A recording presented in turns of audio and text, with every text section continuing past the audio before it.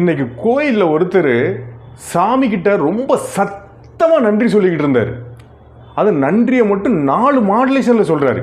நன்றி சாமி, நன்றி சாமி, நன்றி சாமி, நன்றி சாமி அப்படின்னுட்டு இருந்தார். என்னடா கோயிலில் வந்து நன்றி சொல்கிறாரு அப்படின்ட்டு அவரை கூப்பிட்டு, என்னென்ன கோயிலில் வந்து நன்றி சொல்லிக்கிட்டு இருக்கீங்க அப்படின்னு. அப்போ அவர் வந்து எப்போதுமே நன்றி தான் சொல்லுவேன், நீங்கள் என்ன செய்வீங்க அப்படின்னு கேட்டார். நான் என்ன செய்வேன், நான் ஒரு நாளைக்கு முன்னாடி என்னெல்லாம் கேட்க போகிறேன்னு ஃபுல்லாக மனப்பாடம் பண்ணிவிட்டு பயங்கரமாக ப்ராக்டிஸ் பண்ணுவேன். ப்ராக்டிஸ் பண்ணிவிட்டு கோயிலில் வந்து ஒன்று கூட விடாமல் எல்லாம் கேட்டுருவேன். சரி கொடுத்தாரா அப்படின்னு கேட்டார். எங்கே கொடுத்தாரு, கொடுத்தாதான் இங்கேருக்கு வர போகிறேன், கொஞ்சம் அவுட்டரில் போய் கொஞ்சம் அஜால் குஜாலாக இருந்துருப்பேன் அப்படின்னு.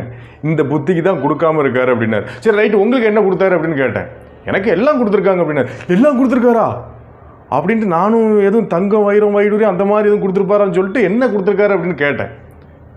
24 hours எனக்கு கொடுத்துருக்காரு அப்படின்னாரு. என்னங்க லுச்சாதனமாக பேசிக்கிட்டீங்க, 24 hours தான் எல்லாத்துக்கும் கொடுத்துருக்காங்களே, உங்களுக்கு மட்டுமா கொடுத்துருக்காங்க அப்படின்னு. எல்லாத்துக்கும் கொடுத்துருக்காரா? எல்லாத்துக்கும் 24 மணி நேரம் கொடுத்துருக்காரா? யாருக்காவது 22 21 கொடுத்துருக்காரா? இல்லை, எல்லாத்துக்கும் 24 மணி நேரம் கொடுத்துருக்காரு. அந்த 24 மணி நேரத்தை நான் சரியாக பயன்படுத்தினேன், நல்லா இருக்கேன். நீங்கள் அப்படின்னு கேட்டார். நாங்கள் என்னத்தை அப்படின்னாரு. உண்மையில் அவர் சொன்ன மாதிரி நம்ம யாருமே இல்லாமல் கஷ்டப்படலை, இருக்கிறத சரியாக பயன்படுத்தாமல் தான் கஷ்டப்படுறோம். மீண்டும் சந்திப்போம்.